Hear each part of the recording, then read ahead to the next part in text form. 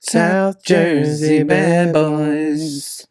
Oh, we did our best Aaron Carter for that. It was Oh. magical. R.I.P. Yep. Some people just have a little too many Sour Patch Kids. First concert I ever went to was Aaron Carter. At the Tweeter, right? Yeah, he came out in a scooter. I think we talked about this We before. did. Yeah, when we Razor were- scooter, by the Razor way. Not like an scooter. electric. No. Yeah, like the scooter that if it spun around your leg and hit your like Break your Achilles ankles. heel, yeah, it would snap it Oh right in my half. god! Remember that when you'd be like, "Look, I could do a tail whip," and then you almost break your shin in half. That hurt so bad. Yeah. He yeah, Razor scooters were hot back then. He came out. Well, they still are if you're in the right area. Are they? Mhm. Are the kids still? Yeah. Actually, there's a few elementary schools that have ramps that I saw the kids on after school. I went over to show them up. Yeah. I always, You gotta stop watching those kids from afar. I put the binoculars down and I was like, let me get on my scooter and go right through the crosswalk. Yikes. Yeah, people don't stop at crosswalks anymore. So if you're listening, kids, Yeah, pay attention. as if that's the concern. Yeah, don't pay attention to me. Pay attention to the guy in the Ford Escape that's doing 35 through a school zone. Yeah. But yeah, no, I always stuck more to those because I could never get like skateboarding down. I don't know why. I needed handlebars. I needed something to hold on to. Yeah, well, that makes sense. I mean, it's much easier to ride a scooter than a skateboard. Yeah, and I'm just generally not a very risky guy to begin with. Yeah. And you gotta be, something has to be wrong with you if you're doing some serious shit on a skateboard. Yeah. And me, I'm just like, no, I'll take it a little easier. I'll give myself handlebars and slowly go down a hill. Yeah. Yeah. Skateboarding's scary. I remember I wanted to be really good at skateboarding, but Yeah. I just put in none of the work and never tried to do it. Yeah. But what I wanted to do, or what I did was, you dress the part and you buy a skateboard, but you don't do any of the You work. don't do it. You can walk around holding it. Yeah. Yeah. It's all the look, that was all the rage back then. If you Yeah. looked like you knew how to skateboard, you kind of were a badass. Yeah. And I had my birthday party. I must have been in like the 4th grade at a skate park. Vans in the Morristown Mall. Yes, Yeah, exactly. that place. I had a membership there and I went once. Yeah, dude. I remember I begged my mom. I'm like, can we do it there? It's in the mall. It would be so cool. I don't know how to fucking skateboard. And then I get there. It's like huge half pipes. And I'm like, all right, I'm just going to slide down on my butt. Like I can't skateboard. I think I brought a scooter instead because that I knew how to ride. What was the, I get that it was in the mall. It was near when Vans probably had a store there before what's the Z one? This is shoe store. Zoomies. Like they had all those. Everyone was wearing etnies. You had skateboarder shoes. Those were all the rage. But like, if you had like a party there, like how many kids know how to skateboard that are in your 4th grade class? None of my friends knew how to skateboard. There's maybe one kid that could even functionally get up on the board. So the rest of us were just running around fucking up the whole thing for all the kids that were actually trying to skate. Yeah. We had helmets on. Yeah. I could just see going around, if I was a parent then. It's like, oh, we got to pick up all of your friends to go to the birthday party in our minivan, hand them these waivers to sign. It's like, what the hell? And every other parent was probably like, do you guys skateboard? And they're like, no. No idea. That's where he wants to have the party, though. Yeah. I mean, they could probably make a shit ton of money, getting, renting out knee pads or whatever. Mm-hmm. Of course, you get into high school, some girls would bring their own, from home. Oh, you know what? I didn't have a scooter. I brought rollerblades.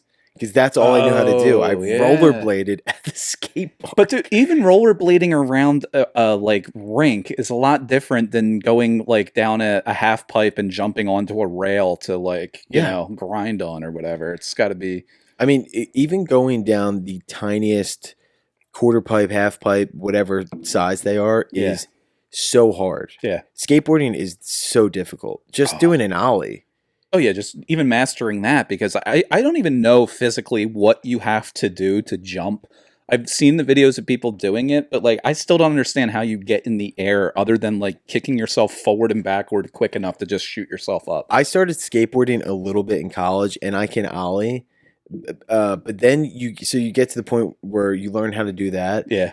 And just the stationary ollie, right? And then you realize, as you're looking at the guys who do the tricks that you'd eventually love to do, you got to do an move. You got to be moving. And that's a whole I'm like, oh, that's so much fucking harder. Yeah. As you're moving to do that ollie and jump over something, you're like, oh, I can't. You can't know, do that. You know what it is, though? I blame Tony Hawk Pro Skater. Yeah. I had it on GameCube because my parents refused to have me on the current cool console. I was always N64, which I was cool though. Oh yeah, on N64, the original one, Yeah. that was the shit. I was doing Tony Hawk Pro Skater 2 on GameCube in like 2012. Yeah. Like that was yeah. So playing it on there and you're like, this is so fucking cool. I can do a manual where you just, you basically just ride it with the one thing up. That's what I would do all the time if I tried to ride a skateboard. Yeah. Big accomplishment for me was just to ride on it and just go straight and stay on it. Yeah. That was all I wanted to do. It's very true. Skateboarding was one of the,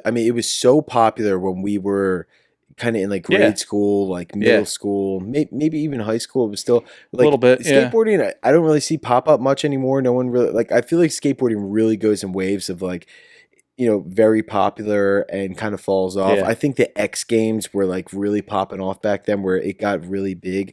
But it's one of those things where you watch it and you go, that looks amazing, it looks so cool, but when you actually try to do it, you're like, this is so difficult. It's like surfing or like stand-up where you look at them and you're like, oh, he's just standing up, or oh, he's just telling jokes. I can get up there and do that. And then you try it and you go, oh my god, this is so hard. And it's one of those that you don't, like you said, you won't put in the effort to actually do it because you got to spend a decent amount of money. It takes years. Yeah, it takes years to do it. And it's like, I'm not going to, what kind of lunatic would do it? And then you see the people that become skateboarders. Bam Margera, Tony Hawk seems somewhat normal, but I think because he became rich quicker than most. The amount that he has fucked up his body, like you have to also be very comfortable with breaking bones. And when you get older, you're like, I'm not going to scrape my knees, as a hobby and just get up and just, if you're a kid and you get into that, you don't mind, throwing your body around. You can't get into skateboarding as an adult. No. Now you can get into stand-up whenever you want because the worst you can walk away with is just hurt feelings and a little confidence kick in the dick. Which for us is actually monumentally devastating to most of our lives. Very easily. But, sometimes, we need that. Sometimes it is good to get into that. I'm just glad that we're still alive and kicking after a long-awaited, long overdue guest appearance on the Handsome Idiots of Collingswood podcast. We crushed those pussies. How fucking caught off guard were they when we did the intro song on there and they were like a deer in headlights? Oh my god, we just came in there and we just pissed right on their property. We just went took over. Yep, we went right out back and just squatted right on that grass. We're like, this is ours now. And they just, they got shook. They didn't know what to do. They came in. We saw. Yep. And it was on 3 $2,000 4K cameras from a producer as well. It just, talk about a confidence kick in the dick. And as we talked about on the pod, they're doing a great job with the quality of the content. Without any of the content. We focus on the content, the talking points, still fun. Don't worry about the camera bullshit and making it look pretty later. And for whatever reason, Mike Peoples is just so hell-bent on the fact that some of our episodes are less than 45 minutes. It's as if like you're going to church on a Sunday. Usually mass is an hour long, but if the guy does it in 45, he's your new fucking best friend. You're there for it. You experience it. You stand, you kneel, you sit, you kneel, you stand, and then it's just like you get in and you get out. Why the fuck do we got to make it an hour and 20? This isn't Jaws 3: The Revenge. And wow, good reference. You know what that also makes me realize? He's listening. He is listening. He's tuning in. You know how long our podcasts are. Interesting. I could not tell you how long a Handsome Asshole podcast runs. I've run the numbers because I found out I was autistic on their show. That was quite the diagnosis and quite accurate, by the way. I'm pretty sure we are episode number 64. They average about an hour 8, hour 10-ish. You're full blown. I didn't realize it, and they sort of started like piecing the jigsaw together there for me, and it's come to light that I really do think that I am. Why? So why do you think that? I for whatever reason, certain numbers like that, certain things, random facts about, the treasurer of a random town in New Jersey, or, the record of the Millville football team from 3 years ago. I don't know. It's bordering it. Is there more stuff to that? Because that could also just be you're into weird random stuff, but is there like it probably goes social stuff that you feel that could play into it as well? Probably some stuff from, these types of things dig up things from the past. You like know what? Let's like, dig deep. Probably because like I was beaten naked as a child. My dad You heard it here first. No, I'm pretty sure my dad does not listen to this because I would get a few more text messages from him than I normally do. Dan, you gotta stop telling people that I beat you naked on these podcasts. I know that you don't have that many listeners, but I'm getting a couple of phone calls. You know what he does tell me to stop doing? He tells me to stop commenting on Wawa posts. That's where he draws the line. Well, he'll go out and he'll make an entire political post just about whatever is going on, about, hey, all you fucking idiots that are voting for this guy, here's a big middle finger for you. And then he'll be like, hey, Dan, you know that comment you made on Wawa about shitting in their stall? That was a little much. He's like, could you delete that? It's not a good look. And maybe he's going to run for office. Yeah. If my dad were to run for office, I mean, he was a substitute teacher. I was like, get back into substituting. I was like, you're rotting your mind on Facebook. Get out of the house. Mr. Callahan is running for governor. And guess what? He sleeps with socks on his hands. Yeah. Are you going to vote for a weirdo like that? Yep. Or John Fetterman? Yeah, or John Fetterman.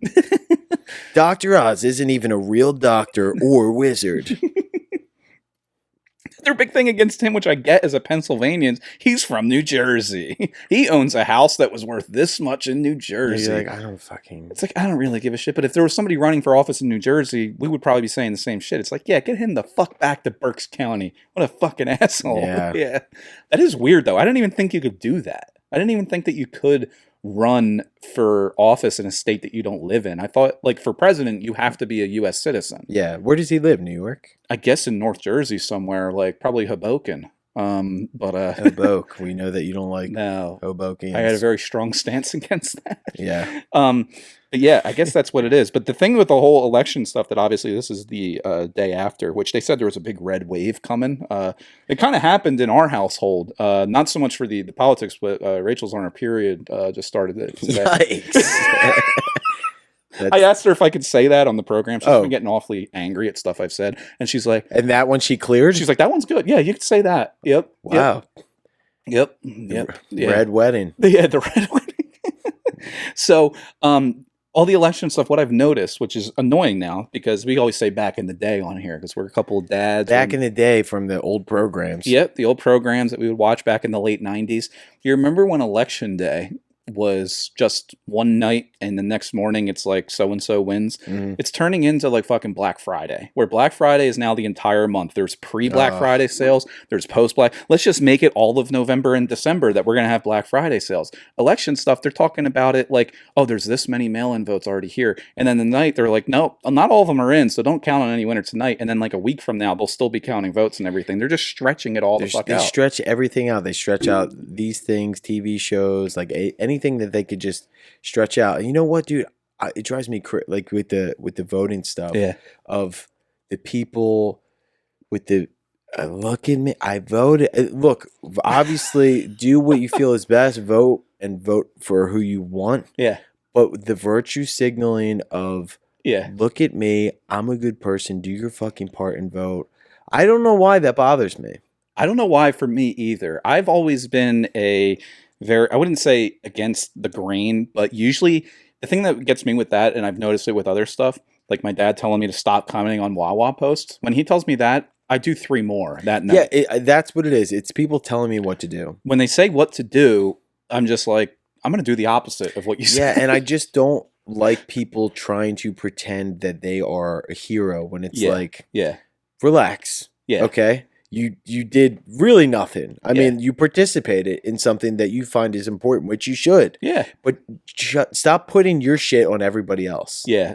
And they'll usually be mad if their person lost. If their person lost and your votes could have voted for that person. And the whole thing, that's the thing. It's like they're trying to you got to get out there and vote. Well, it's like, what if I'm voting for the opposite candidate? You stay the fuck home then. They just want you to get out there and vote for who they're voting for. I'm actually surprised that I haven't seen that more. Anytime I'll see celebrities, people I know, whoever, up and down the chain, that I know who they're voting for. It is not a surprise who Whoopi Goldberg was going to vote for. No. You know, in presidential, whatever. So when they say go out and vote, I'm just surprised. I have yet to see anybody slip through and just be like, go out and vote if you're going to vote for this person. Like, no one said that. I haven't seen anybody say that yet. And it's like, that's what they mean, though. Yeah, like, exactly. I'd rather them just come out and say, like, as if, because it's like they're treating you like a child. Yeah. You gotta do that. You bet it's important. It's like I can, do what I want to do. Yeah. And you can read through the lines of what they're trying to say. Mm-hmm. If you don't vote for this person, you're an idiot. Yeah. Whatever side you're on. People are just constantly trying to make you feel stupid if they don't agree with you. Yeah. And I don't appreciate that. And I don't appreciate how a couple years ago it was wildly unpopular to vote for Kanye West. And now this time around, it was apparently even more unpopular to vote for Kanye West. Yeah. I found that out when I told my local precinct who I voted for. And, I did see down in Miami that Tua, the Dolphins QB, what's his name? Tua, he got 17,000 votes in a district for an independent candidate with still 0.1% of votes.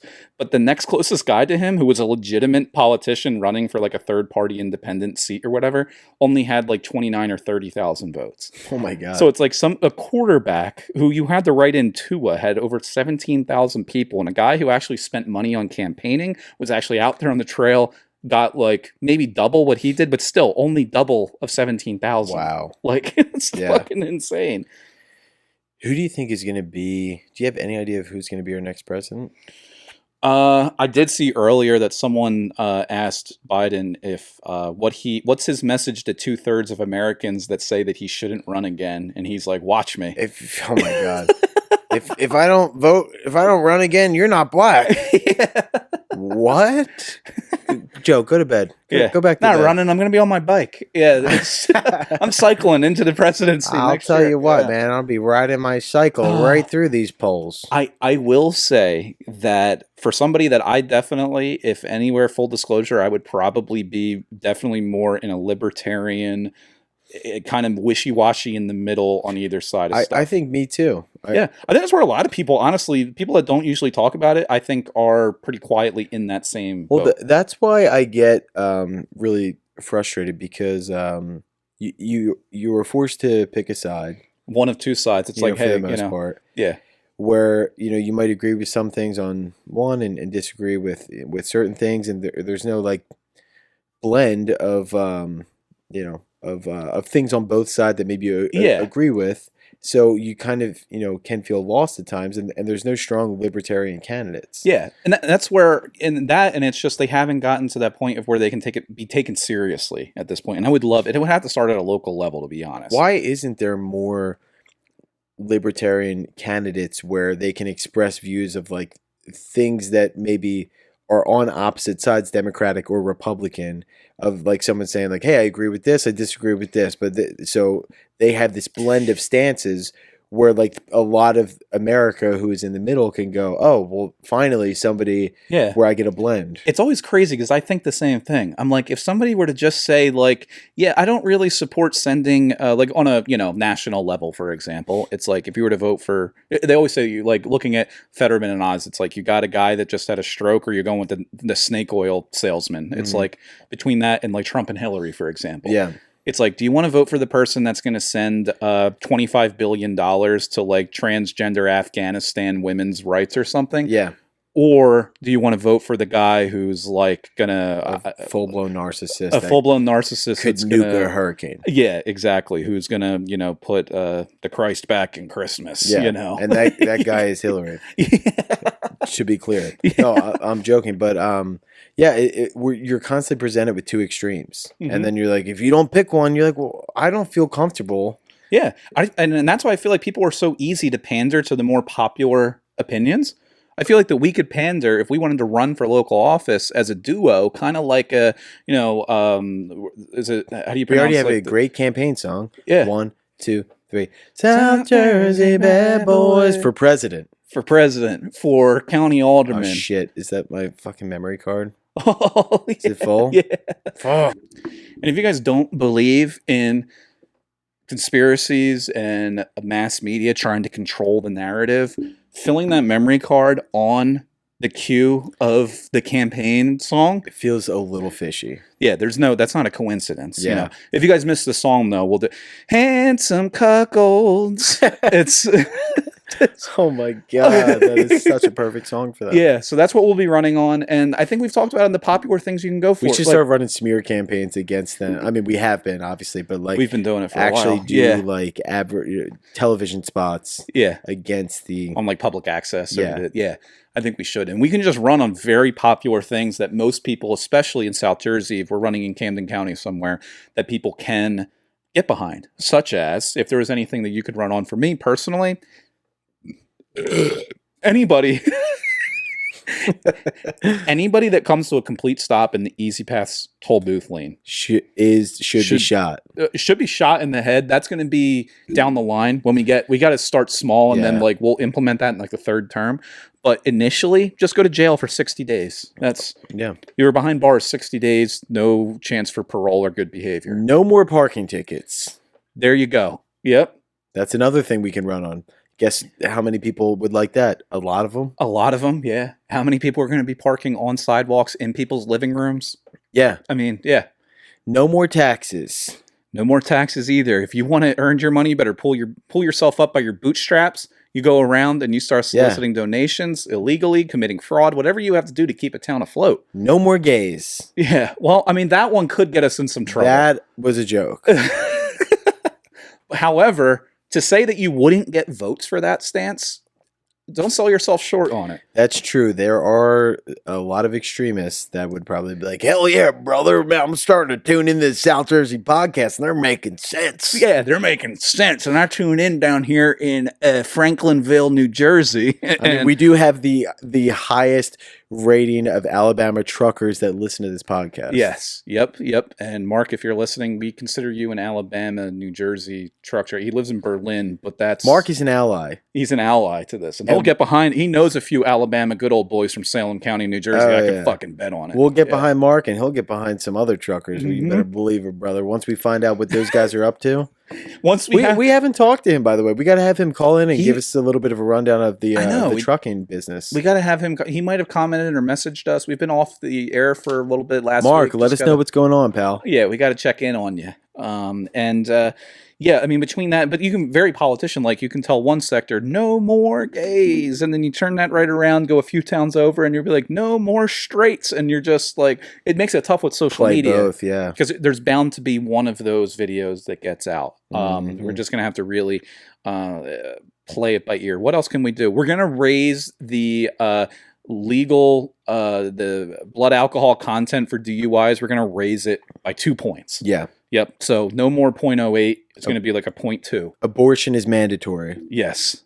In Gloucester County. Yeah. Yep. We're going to go county by county, town by town. That's probably for the best. Yeah. So there's a lot of things that we could run on. And I think we could be very popular politicians within our districts. Yeah. Once we figure out how districting works. Because, I wonder when politics really got to, I mean, how do I word this? So it's like, this country was started, by like the George Washingtons and these very like, these men that you read about, in the history books that were very like noble, pioneers. They wore wigs. They fucked a lot of women. Yeah, exactly. The stuff that we can all look up to. Yeah. But at what point did it get so, like so many like power hungry snakes who were just like these because at first you're building a country and not to say that obviously like you look at any president, there's some horrible things they've all done, but you know what I mean, where it's like no matter who is running today, you can almost guarantee that they're completely full of shit of what they say they're going to do. At what point in history did getting into politics really become that, where it's like, look, I'm just going to run on some shit that like obviously I'm not going to do, but I'm going to get myself in there and I'm just going to you know what I mean? Where it's like, I feel like maybe at first for a while, for the first slew of presidents, they were getting in there to run the country how they saw fit. Now, whether that was, for the best or not is, obviously, up for debate. I want to say, if I could place a finger, it's right around probably when, like TV and things came to, like, Vietnam was the first war that was like televised, basically. Yes. I mean, you had cameras and stuff in World War II, but not everyone had TVs like they did in the 60s and 70s and stuff. Because you think back, like Abraham Lincoln, people now are digging up stuff to say how he was a bad person, even though he freed the slaves and all that type of stuff. I couldn't even tell you. I don't think I can name one president between Abraham Lincoln and like Woodrow Wilson from like the 1860s to like 1920 or 1918, 16. Woodrow Wilson elect. That would be tough for me. So those people, I'm sure there was some shit going on, but there was no camera, there was no social media, they didn't have Twitter, they weren't DMing whores on Instagram. Like there was just nothing on a paper trail, right? Yeah. So maybe they were kind of doing the same stuff, and it just maybe was not documented. Like I'm sure FDR said the N-word. That's like, but did he say it during Pearl Harbor? He said a different word during Pearl Harbor. The guy was in a wheelchair. They weren't going to attack him. He said the Pearl Harbor N-word, Nagasaki. Yeah, the Saki bombs. Yeah. So like that, but then you get up to like JFK. Some people, I get the impression that some people weren't fans of JFK. Especially some that were in the Dallas metro area, but like especially the mafia specifically that hired ex-Marines that had ties to Russia. The ladies loved him. Yeah, the ladies loved him. Marilyn Monroe, who she was found dead in a pool of her own vomit. That there's conspiracies around that as well. But so Sam watched that Marilyn documentary. I couldn't. I turned it off after 5 minutes. I couldn't do it. I didn't try it. Yeah. I heard it was really bad, but also Sam was telling me like there was a lot of people speaking out about how bad the documentary was, and then like they later were like, "Well, I didn't watch it, but I just didn't like how this, that," and she's like, so I can't really speak on it, but she said that they really portrayed JFK as like a total dog sleazeball of like the way he treated Marilyn Monroe, which I'm sure is the case. I'm sure is the case as well, but could you just imagine him doing it in his JFK voice that was like replicated in The Simpsons? Well, you're going to have to suck my dick. It kind of sounded like an Obama. Yeah. If Obama was mixed well, you're going to have to get down there and you're going to have to lick my balls. Yeah. That's actually not bad. That's not bad. You should work on that. You can work on it. It's just that you have a limited amount of presidents or politicians you can do impressions of because like you only know what they sounded like after World War II. You're going to have to get down. It's just. Well, I got the biggest balls. I can't do Trump, but But yeah, that's shit like that. And speaking of documentaries that are coming out, of course, you had to have heard the news that oh my god, streaming network Peacock is coming out with a Casey Anthony 3-part series. God, which I am all for it because I wouldn't consider myself an ultra progressive, but I love the inclusivity in these documentaries. You got a gay serial killer, you got a woman baby killer. What's next? A black criminal? I mean, we're just going down the. Also, the fact that NBC is she's definitely just doing this because she's broke. Oh yeah, yeah, absolutely. And they're like, hey, we'll this is going to make a lot of money, so we'll pay you to hear you out. Yeah, and the thing with it that's interesting that Peacock actually says on their end is that she had no creative control. She didn't know the questions total she bullshit. had. It's like if she's being paid for it or she's going to go there, but like also on her end, it's like whose mind are you trying to sway? Like there's no one really on the fence about this. She's been a meme and has been made fun of. Like there's no one. Is there any Casey Anthony truthers out there? No, but so that's a good point though. So I guess what does she have to lose? Yeah, what does she have to lose? I guess just making it so much worse. Yeah, I mean, it was pretty bad when they found out that she tried starting her own private investigator business a few years ago. No, really? Case Truth or Case Files or something, private investigator. Oh my God. She tried starting it, and she says that she goes into bars in South Florida where she lives. Well, I guess she's going to have a hard time finding a job these days. Yeah, especially at the local daycare. She's got to be an entrepreneur of sorts. But so I was reading the articles just about the show that's going to be coming out, and they said that they're like, well, she had no creative control, and also that they said there's like a stunning, like you may be stunned by like some you may think differently afterward, and I'm like, I wonder what how they're going to possibly try to spin it. I'm interested to see that, but I just love all the people that are attacking it, saying this is gross, this is disgusting, take it off of there. And I look at some of the people commenting on it that are saying these things, and they have a laundry list of like, yeah, the evidence that the prosecution displayed in court was this, and her interrogation file said that, her baby was found with this. It's like, it sounds like you're obsessed with the case. Yeah. So like, you're telling it's disgusting they're running a series on it because you've already watched every single second of coverage, yet I think people are pissed because I was thinking the same thing, but I think people are pissed that they're giving her a platform and paying her to kind of even have a chance to say, hear me out. Yeah. Because they're like, go fuck yourself, you killed your daughter. I mean, yeah, and it's just terrible when you think about that, but it's America, baby. It's like, have you seen any of the other pieces of television that people have been paid to do? Did you watch that Jessica Simpson and Nick Lachey show? They got paid for that, and that was an abomination to society. Yeah, that was arguably worse than what Casey Anthony Below did. Deck, I mean, we've talked about Bravo shows on here. Jesus Christ, those people got paid. But I do, like, I get that sentiment where it's like, I mean, the fact that this girl is like, they're just gonna indulge in this as an opportunity and go, this is gonna make a lot of money, like what, like that's fucked up. But on the other hand, there's a part of me that really wants to just know, like, what is Casey Anthony possibly go? I'd like to see how she is gonna try to change the public opinion of herself. Try and spin it, Like, is she gonna say, like, listen, like, I haven't had a chance to speak. Here's how it went down. Yeah, because I'm wildly interested to hear what she could possibly say, because I don't believe her. But like that level of crazy of people who like lie like that, it's just interesting. I can't get enough of it. I want to hear what, you know, how you try to get yourself out of this. Have you watched the YouTube video from it's a pretty popular channel. It's called like JCS something.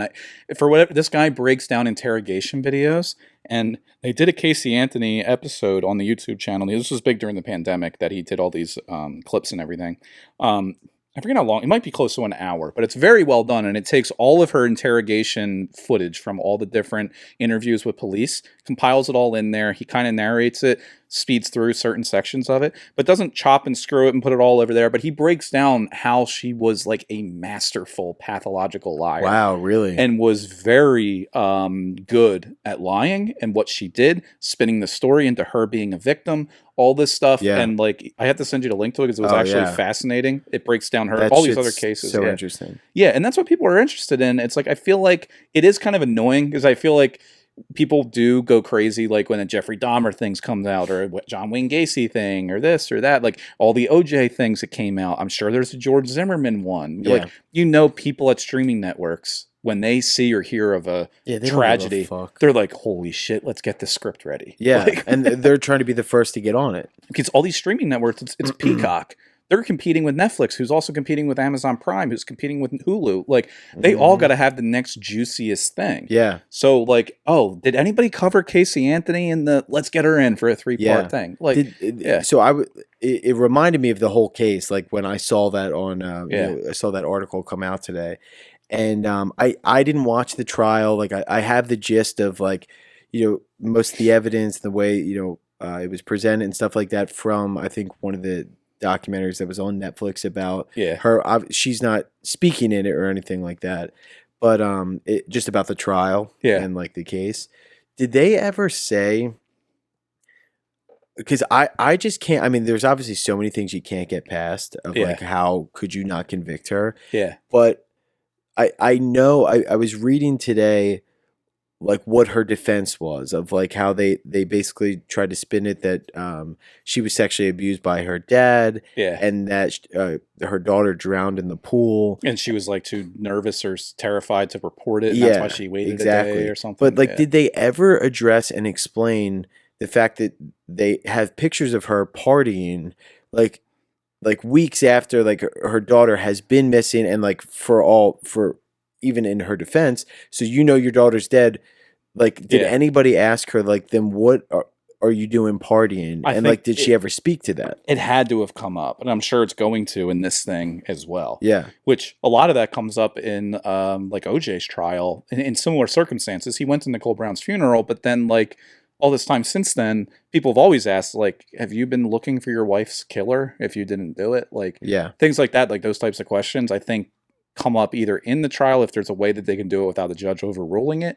That's the other thing too. Don't you hate how pretentious people get when they watch a few of these things and now they think that like they're a lawyer or a judge? It's like, oh, but like, did you see the documents that the police withheld that were inside of it? It's like the whole thing with all these that probably gets me the most is that people watch a lot of these and they think that they're like just way smarter than anybody else because they've watched a documentary with a bias. Yeah, exactly. That's presented completely, by somebody with an opinion already that is probably one-sided. And that's the difference from like documentaries that were on PBS years ago is that they weren't usually as controversial or heated of a topic, but like they weren't usually slanted in one way or the other. Yeah, I think like documentaries back then really did try to do like the purpose of documentaries to present back then they tried to do a much better job of presenting both sides in an unbiased way and allowing you to kind of pick from that. But like the Casey Anthony thing, that does really pathological liars make me so mad.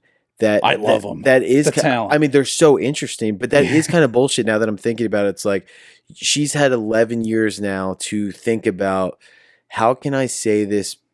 And I wonder if they will, I'm sure they're going to try, but I wonder if they'll press her good enough or if she's that masterful of a pathological liar that she'll be able to kind of skirt past everything that they ask her in this in the moment. New series. I'm sure they gave her the questions ahead of time. If they don't say that they didn't in the thing, like if they don't have a thing that comes up and says no questions were prepared. But even still, like she's had 11 years to think about I mean, what else is she doing? She's got to know. She's trying to start small businesses. She's paying taxes. Yeah.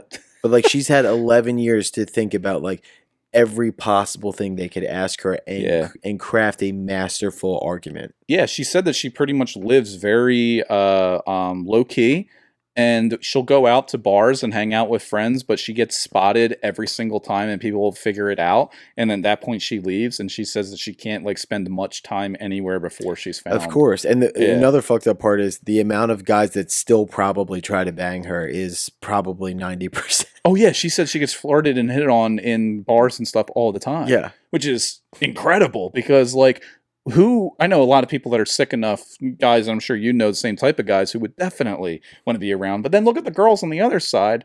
They want to hit up the fucking serial killer kind of guys too. That's the thing, yeah. It's I think you actually do tend to see more. Well, I guess I was going to say you tend to see more women hitting up killers in jail. But then again, it's like there's probably nowhere near the amount of women murderers and killers and but stuff. Like killing a kid though, like I could see if she like killed somebody else or something like that, but like just like a 2-year-old a kid is it is a little disturbing. creepy seeing the comments of people talking about Kaylee Anthony and how beautiful of a baby, and like I don't know, that kind of is like weird to me. Like it was a kid, it wasn't like it was another human or a teenager. I mean, it was another human. The whole thing's disturbing. Yeah, the whole thing across all the board. Yeah, it's just weird. So it'll be fun to see whether or not Peacock, they definitely are going to run with it at this point. I want to see what she's going to say. If she's going to be like, listen, like this is this whole thing has been misconstrued. This is how they twisted it. Yeah. And I would love to hear how she defends against like so much concrete evidence that they seem to have. This is just one big misunderstanding. She just came out of the gate like that.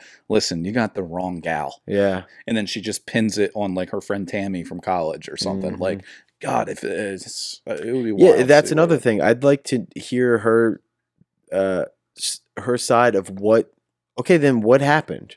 Yeah. Yeah, lay it out for us, and I know that she did, and but maybe she did like in the trial. I'm not really sure, but I'd like to hear what she thinks happened. She had conflicting stories in the interrogations, and I'm sure they're going to dive into it and go back and forth between it. But because they said like, okay, so your daughter accidentally drowns in the pool, but then they found her body, like with duct tape and all that stuff. Did they ever explain how she thought that happened? Like, did she say like, we had, because if she would go to jail for that, obviously. Yeah. Or did she say like, well, from there, my daughter died and then I had no idea what happened to her body? Like, what did they say? I'm sorry. strange. I'm rambling, but it's so actually many questions. It's actually good that neither of us know the answers to these, because if you had them and you started pulling out a filing cabinet of things like document 2A, you clearly see that on page 67, like there's people that go through that stuff, because a lot of these things, they inspire, especially the unsolved ones, they inspire people. A lot of truthers. Yeah, the internet sleuths and stuff, and there's people that'll go out and they'll do their own investigative work. And it's the internet is a crazy place like that, where like there was something else out there where somebody just on the internet solved a murder case or something. Where it's it is a good resource for, it's like, hey, let's open this up to the public and let people, start poking around, and some shit will get out there. That's like the one on Unsolved Mysteries that I was talking about over at John's place. Maybe that's what I'm thinking of. It's the one that was down near in Mays Landing from a few years ago. It's on Unsolved Mysteries on Netflix. It's one of their newer episodes. A girl got hit by a train, and New Jersey Transit, it happened on their tracks on a train going to AC. And because she was hit and killed, they had jurisdiction over police. So New Jersey Transit had to complete a murder investigation or a death, and they said it was suicide. The girl's family is like, she was the happiest girl ever, and she was just taking a walk at night. Oh, that's right. I do know what you're talking about. Yeah. And she, basically was decapitated by this train going 90 miles an hour through the pines, essentially, into Atlantic City. And her parents don't believe it, and then they're just picking apart New Jersey Transit's investigation because they're not police, which is a good, good thing to do. But then you got all these people who are like, if you have any information about this or that. So how many people are down in Mays Landing that are just like, like she left home at like 2 a.m. and she was walking on the side of the road, and it's just like these South Jersey internet sleuths are going to be out there in full force. Yeah, and you really don't have it, anybody that. Most people are not credible and know what they're doing, but I'm sure you catch some people here and there that actually, can provide some insight. Yeah. I actually, between all these different things, people get inspired to do different stuff. I saw this one guy in the news recently. This guy is my new hero. And I did send this over to you earlier, but there's a guy in China who played the lottery, won $30 million, and then now is hiding the jackpot from his wife and children. Is that my dad? I respect it. You respect it. I would do the same damn thing, brother. Get out, move to another country, move to New Mexico. Dude, I had no idea that China had a lottery. I was like, if you won the lottery in China, I thought that meant you got out of the death camp you were working in. Apparently, they give you money. Did you know that? This photo, not to be confused, the guy who won isn't on the left. The guy who won is in the yellow costume. Nah. Because he showed up to get the check, but he didn't want his identity. Nah, really? That's what they said in the thing, is that a man from the People's Republic of China claimed his prize on October 24th while wearing a yellow mascot costume after the lottery center's mascot. He's accepting a check. Wow. He showed up wearing a mascot costume so that nobody could identify him. Wow. But his reasoning behind it is a little different from mine. His reasoning behind wanting to hide his identity so that his wife and children don't know that he just won $30 million is that he doesn't want them to become lazy and stop working. Oh, yeah. Well, that's good. That's actually good, because if I did it, I just wouldn't want my wife and children to know where the fuck I'm spending all the money I got, and they weren't going to get a dime of it. That's why I would hide it from them. Why, if you won $30 million, would you hide it from your wife and soon-to-be son? No, because she would find me. She would find everything, so it's like I'd have to come clean in the beginning. So if you showed up to get your lottery check from the Camden County 7-Eleven you bought it at, wearing the Camden River Sharks mascot costume, you're telling me that, and how much time would Sam sniff you out for knowing that you had $30 million in your bank account? Well, would it be weeks, days, hours? Yeah, it would be pretty quick. As soon as she saw me buy, a plane ticket to another country, she would know something's up. She's like, "You don't travel." Yeah, you don't travel. You don't travel. What's with the Lamborghini? Yeah, and why are you paying this college kid to give you a fake ID? Yeah. So what's with the hookers? Yeah. Okay, that's usually on the weekdays. Yeah, and when did you start smoking Parliament lights in the house? Yeah. With 2 whores around your arms. Wow, that is absurd that this guy came on in a, like, why not just do it in private? They wanted to take pictures, and that's the funnier part is that like, oh, you want your identity to be sealed? Okay, here, wear this mascot costume. Yeah, it'd be funny too if like his wife finds that costume in the closet. He's like, I don't know what that is. I don't know what that is. Oh, that wasn't me. You know what his take? It's a popular costume. I want to know what China's doing with their lottery. You know what his take home was for a $30 million jackpot? 20 million? 23 million. Wow. I'm sure in the US it would be like 11 million. Yeah. Which isn't anything, but it's like if you won 30, you want to get as much as close to that 30 as possible. And then when you, I mean, obviously $11 million is so much money. Yeah. In comparison with like professional athletes and stuff, yeah, they would you could easily blow through $11 million quick. Very quick. Yep. Because probably half of that in New Jersey would go to a year of taxes on like a trailer. So, wow. I mean, it's fucking expensive to live in this goddamn state. Yeah. But yeah, in China, apparently, I didn't know that you won money in the lottery over there. I thought you just got to live. Yeah. But like you made it. Yeah. There was this winning numbers. We should go play these numbers at the Powerball. 2, 15, 19, 26, 27, 29, 02. There was an interesting argument that I saw online the other day on a comics reel. I forget who, maybe it was a Bobby Lee one or something. Maybe it might have been Kim Congdon saying it on there. They were saying that people on lottery tickets, she knew someone that would go in sequential order. They would get a lottery ticket whose numbers were 1, 2, 3, 4, 5, 6. And she was just like, that's terrible. You give yourself less odds to win that than any random number would. But then people were like, yeah, but like statistically, the odds of that getting drawn are the same as every other random number. Yeah. And to me, I was kind of like, they're right. However, there has to be a less chance of you getting something in order like that. I don't know. I could see the other side of that argument where it's like the odds are so low in general. Yeah. To have a coincidental thing, that odds are probably just as low. Yeah. And I don't fucking know. I don't fucking know. I mean, this is coming from two guys. I barely got through any math class in high school. Yeah. And I was cheating off people left and right. I took pre-calc in a trailer. We were in trailer. Did you have one of the TI, not 83s, but like one of the graphing calculators? Yeah, and we used to write the answers in the back case of the calculator. Some people wrote answers in the back of them like that. I installed through the USB port games onto it. You ever played Line Rider? I think I know what you're talking about. It's where you would draw a line. You can make it go high and low, but it was a guy in a sled. And you basically had to see how far you could get him on the sled without him falling off or going off the line. And you had to draw this line and like eventually hit something and falls and you just see it. So I would install games like that. Learned a lot that year. Yeah, I did learn a lot that year. The one thing I learned is that if you're going to cheat off somebody, you can't put the same exact answers down. You have to fuck up somewhere. Yeah. You can't just go straight down and 100% have the same thing. Yeah, that is a key. Like it's interesting. You learn strategies, how to cheat. How to cheat in there, yeah. You can't make this look too good. You got to make it look a little messy here and there. Yeah, exactly. A couple of mistakes. They know I'm not that smart. Yeah, yep. And a lot of guys took those same concepts from pre-calculus, and friends of mine took that into the real world when cheating on their girlfriends in high school. Yeah. It's like, I can't make it seem like it was too easy. Like, it can't just be some hot girl, like a straight A on a fucking thing, right? Yeah. They got to go out, get a little trashy. The little girl is like, there's no way you would have cheated on me with that girl. It's like, you're right. Yeah, one of those kind of things. Come on. Yeah, that's just how South Jersey does it. Not me. People I know. Not me. Oh, we did get a voicemail.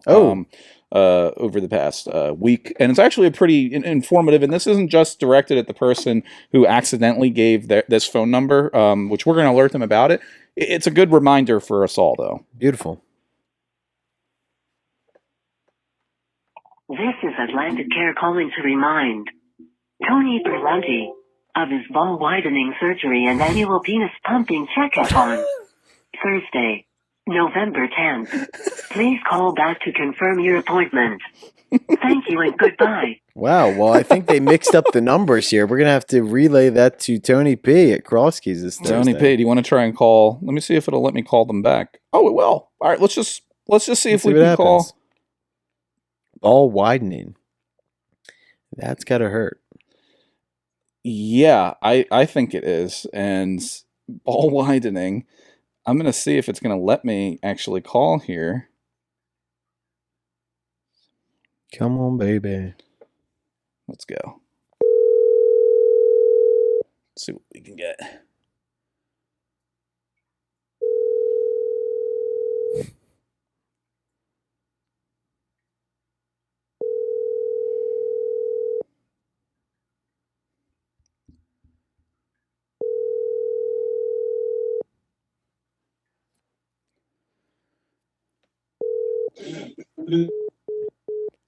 What was that? Let's call it back. What was that? I still don't know who this person's number is. Someone forgot that they left this voicemail. I'm like, oh shit.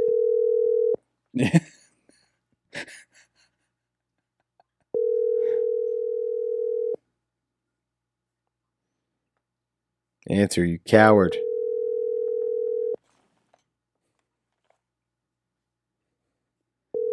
We need to tell Tony that he's got an appointment coming up. Trying to call back. Yeah. Is that their voicemail or something? It just hangs up on you. That'd be hilarious. That's weird. I really wanted to just call back and let them know that. Yeah. I mean, what can you do? Final piece of news that has come in, and I think this is something that we can all either get behind or implement in our own lives at some point. Rest in cheese. A man built a 3,000-pound tomb to preserve flaming hot Cheetos. 30,000 pound? 30,000-pound thing. And this is a kid on TikTok. Literally a crypt out of concrete. Wow. To store flaming hot Cheetos. Why did it have to be that big? Why did it have to be that big? A crypt for it. He spent $1,250 in materials. The hardest part was the weight. Mixing 3,000 pounds of concrete of those 80-pound bags was strenuous, but it was all part of the fun. How do these kids have the time? That's what he said. He said there's like no reason for me to ever get bored. He got 11 million views on TikTok for this. This is something you would do. This is something that I would spend money on. This is your new podcast. Where you build a crypt for different... Let's be honest. If I was to build something, it would be for Fritos. Because Fritos, I think, are like this kid is crafty. He could be putting his mind to so much more useful stuff, and he's wrapped up in Cheetos. Yeah. Yep. He's like, what is this guy procrastinating that he felt the need to do this? Have you ever... What is like the most procrastination you've ever done outside of like a college term paper? Is there something that you just put off? I was discussing this with somebody the other day. Yeah, I would say my relationship. Proposing.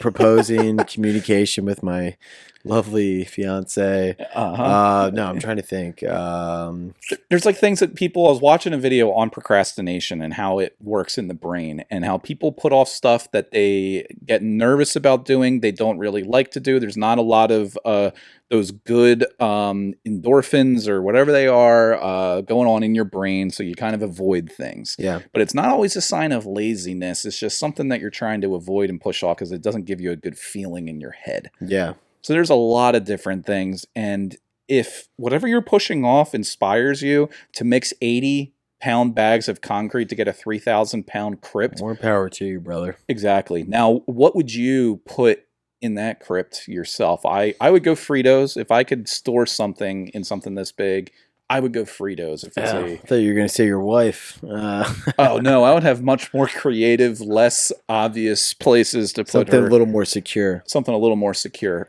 Well, actually, to preserve, I would preserve maybe Reese's peanut butter cups. Yeah, just put them right in there. Although chocolate, that could melt. Maybe it would be nice and cool in that thing, at least. That's nice. You know what I love? The bag of chips that I love? Munchies. There were Munchos. The like yellow greenish bag? It's a red bag. Oh, I was thinking Funyuns. Red bag. I don't think I've had those. You got to try them. Huh. So are you, if you could narrow it down, are you more of a Frito, Dorito, Tostito, or Cheeto kind of guy? Frito, Dorito. The Frito, the Dorito, the Cheeto, or the Tostito? My number one would probably be the Frito. The Frito has the least amount of air in the... This goes back to why I'm autistic. The Frito has the least amount of air needed in the bag to package them. If you look at Lay's chips, you ever open it and you have like half a bag of chips in there? That's because with the size of those chips and the actual bag, they need 50% for air. Fritos, 19% is all you need of the bag to have air in them. So that can't be healthy, huh? No, you get more bang for your buck. You get a shit ton of Fritos, especially the curly barbecue ones. Yes, those are great. Those are great, and Those are so good. The bags are almost filled to the top because they don't need that much air in them. Especially, you get the Dorito Tostito. You can't get a Tostito in a bag smaller than this size to begin with, because those are just a party chip. Doritos are like for the marijuana smokers. I love a good Dorito. Cheetos are for guys that actually wouldn't have a problem sucking their fingers off.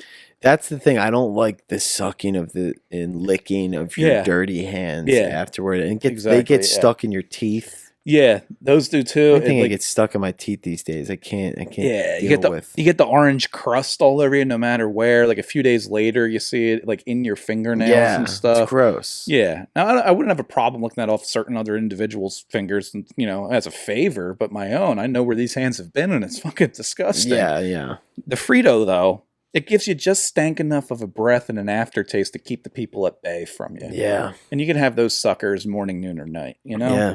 So that's what I would go with. But, beautiful. So I think that pretty much just does cover it. Any lessons you could take from this is to never vote again. No. Do not share your lottery winnings with your family or even tell them that you won them. Yes. And if all else fails, bury yourself in a homemade crypt of cement that you bought at Home Depot. Yeah. I think if there's anything you take away from this podcast, it's that. Absolutely. And stay tuned for a high-def 4K version of the Handsome Idiots that we were on. And hopefully, by the holiday season, we might have our own 4K thing going on. We're going to reach out to some donors and try and get some coin coming in on that front. Beautiful. And, so we'll be cooking. And make sure to leave us a text or phone number here or call. Is there any question you want to leave to people to call in about? Call in. Anything? Thanksgiving stories. Mark the truck driver. We got a lot of things happening, so stay tuned for future episodes. See ya.